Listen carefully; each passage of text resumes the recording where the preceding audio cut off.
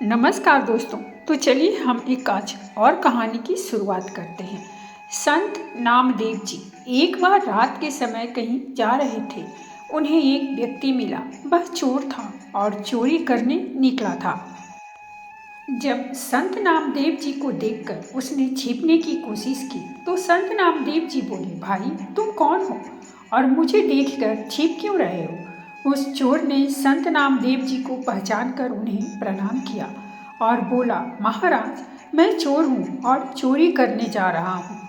संत नामदेव जी ने कहा, भाई यह धंधा छोड़ दो और कोई ऐसा काम धंधा करो जिससे तुम्हें किसी को देखकर भय न लगे और छिपना न पड़े।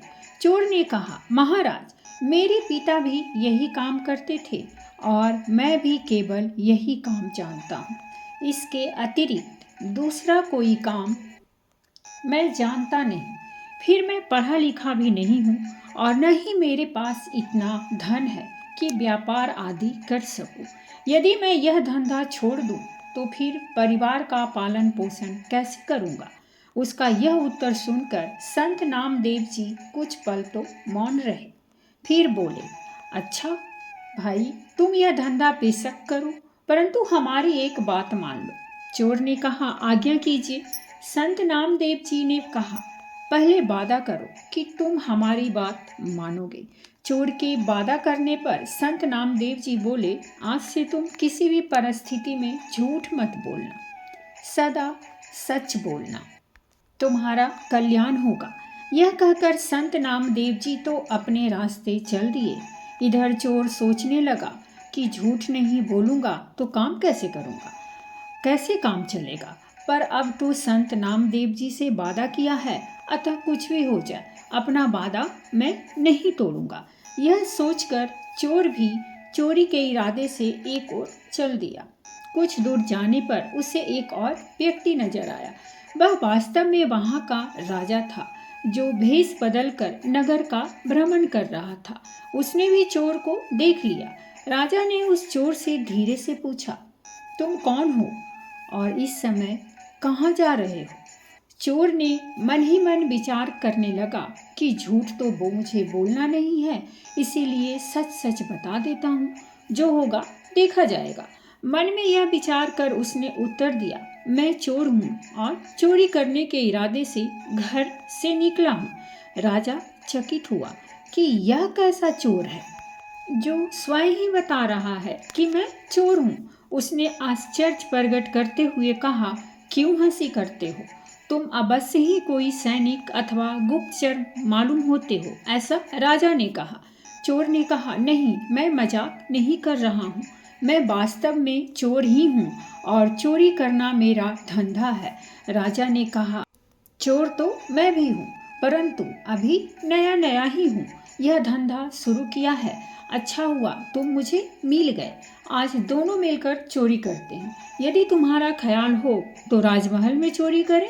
चोर बोला, पागल हो गए हो क्या, राजमहल में कैसे घुसेंगे। राजा ने कहा, घबराओ नहीं, मेरी बात ध्यान से सुनो।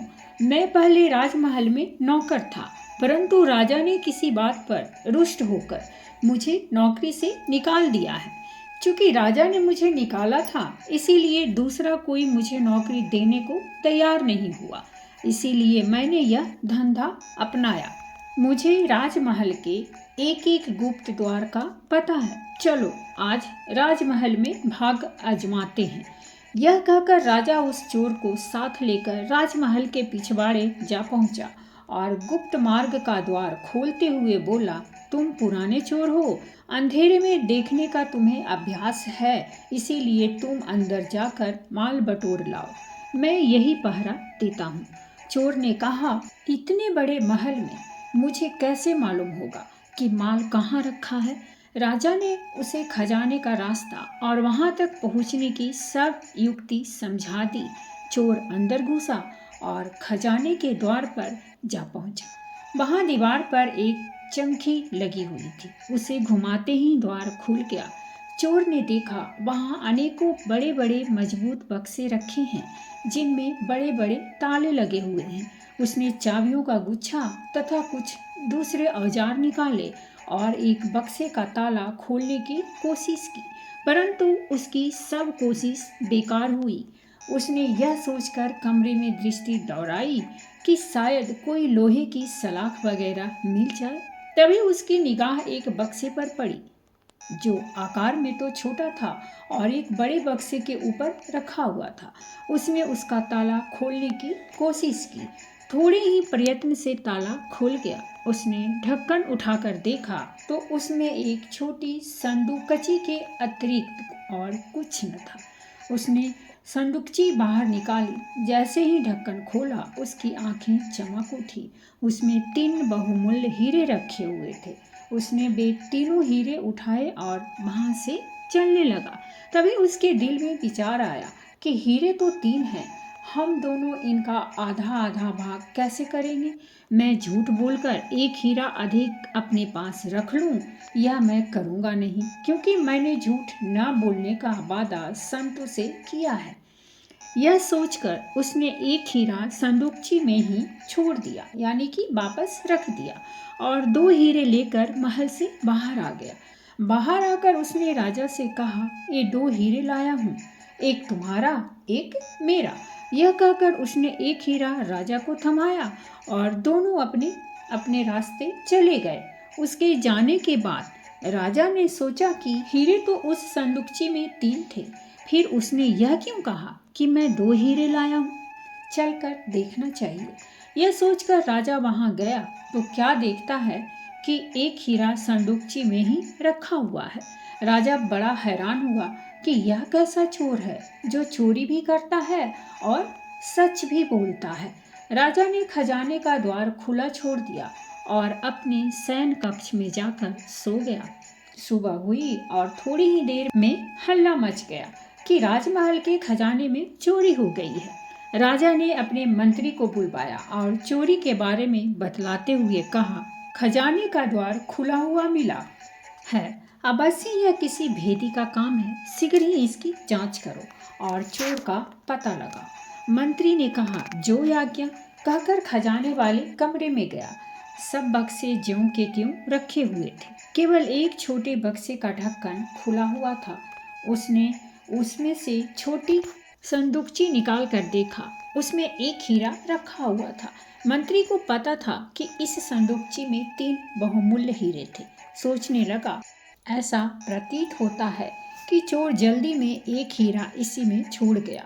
अब क्यों ना यह हीरा मैं रख लूं, चोरी तो हुई ही है, चोर जब पकड़ा जाएगा तो उसकी बात कौन मानेगा। यह सोचकर उसने वह हीरा अपनी जेब में डाल लिया और फिर राजा को आकर सूचना दी कि शेष सब बक्से तो ठीक ठाक रखे हैं, केवल वह बक्सा खोला गया है जिनमें 3 हीरे रखे थे। वे तीनों हीरे चोर ले गया है। मंत्री की बात सुनकर राजा मुस्कुरा दिया। तत्पश्चात उसने मंत्री को शीघ्र ही चोर को तलाश करने का आदेश दिया। तलाश शुरू हुई और खोजियों द्वारा शीघ्र ही चोर को भी पकड़ लिया गया और राज दरबार में पेश किया गया। राजा ने चोर से पूछा, क्या रात को तुम्ही ने राजमहल में घुसकर चोरी की है? चोर ने हाथ जोड़कर कहा, जी हाँ राजा साहिब, चोरी तो मैंने ही की है और मैं इसका दंड भुगतने को भी तैयार हूँ, परंतु मेरे साथ एक अन्य चोर भी इसमें शामिल था। मंत्री ने पूछा, वह कौन है, उसका नाम बताओ। चोर ने उत्तर दिया, मैं उसका नाम नहीं जानता और न ही यह जानता हूँ कि वह कहाँ रहता है। रात को पहली बार ही उससे मेरी मुलाकात हुई थी और उसी ने गुप्त द्वार से खजाने तक पहुँचने का मुझे रास्ता भी बतलाया था। मंत्री कहने लगा, वाह क्या कहानी गढ़ी है, उसका नाम पता शीघ्र ही बता दो, वरना खाल खिंचवा दूंगा। चोर ने कहा, आप जो सलूक चाहें मेरे साथ करें, परंतु मैं सच कहता हूँ कि मुझे उसका नाम पता नहीं मालूम। मैं रात की सारी घटना आप लोगों को सुनाता हूँ। यह कहकर उसने रात की सारी घटना ज्यों की त्यों वर्णन कर दी और वह हीरा जो उसके पास था निकालकर राजा के आगे रख दिया। सुनकर मंत्री क्रोध से भड़क उठा, तुम चोर हो, तुम्हारी बातों पर विश्वास नहीं किया जा सकता। तुम कहते हो कि तुमने 2 हीरे चुराए थे और उनमें से एक अपने साथी को दे दिया था, परंतु चोरी तो तीनों हीरे हुए हैं, फिर तीसरा हीरा कहाँ गया? चोर के कुछ कहने से पहले ही राजा बोल पड़ा, मंत्री जी, यह चोर ठीक कह रहा है। हीरे 2 ही चोरी हुए थे और इसने उनमें से एक हीरा अपने साथी को दिया था और एक स्वयं रखा था, और इसका सबूत यह है कि रात को इसका साथी मैं ही था। मैं रात को भेष बदलकर जब नगर में घूम रहा था तब इससे मेरी मुलाकात हुई थी, और जो हीरा इसने मुझे दिया था वह यह रहा। यह कहकर राजा ने जेब से हीरा निकालकर सामने रख दिया। राज दरबार में सन्नाटा छा गया। राजा कुछ देर मौन रहा, फिर बोला, जब यह मेरा हिस्सा मुझे देकर चला गया तो मैंने खजाने में आकर इसकी जांच की कि यह झूठ बोल गया है कि सच, और मुझे वहां पहुंचकर और यह देखकर बड़ी हैरानी हुई कि तीसरा हीरा संदूकची में ही था। मंत्री जी, वह हीरा आप अपनी जेब में से निकालिए। राजा के यह कहते ही सबकी नजरें मंत्री की ओर घूम गई, जो अब भय के मारे थर-थर कांप रहा था। राजा के आदेश से हीरा उसके पास से बरामद कर लिया गया और चोरी के अपराध में उसे कारागार में डाल दिया गया। तत्पश्चात राजा ने चोर से कहा, तुम चोरी भी करते हो और फिर सच भी बोलते हो, उसका क्या रहस्य है? चोर ने संत की बात, नामदेव जी से मिलने और उनसे सदा सच बोलने का वादा करने का संपूर्ण वृत्तांत राजा को सुना दिया। राजा ने कहा, मैं तुमसे बहुत प्रसन्न हूँ और तुम्हें अपना मंत्री बनाना चाहता हूँ। चोर ने कहा, राजा साहिब, यह आपकी मेहरबानी है, परंतु जिनका एक वचन मानने से ही आज मुझे आप मंत्री पद देने को तैयार हो गए हैं, मैं तो अब उनकी ही शरण में रहूंगा और उनके वचनानुसार चलकर अपने जीवन का कल्याण करूंगा। ऐसा मैंने निश्चय कर लिया है। तत्पश्चात वह संत नामदेव जी की शरण में गया और उनकी संगति में सेवा और सुमिरन करके उसने परम पद की प्राप्ति की। तो दोस्तों, ये थी हमारी आज की कहानी, और अगर आपको हमारी कहानी अच्छी लगी हो तो प्लीज़ हमारे चैनल को सब्सक्राइब कीजिए, वीडियो को लाइक और शेयर जरूर कीजिए। कहानी सुनने के लिए बहुत बहुत धन्यवाद। मिलते हैं हम एक नई कहानी के साथ।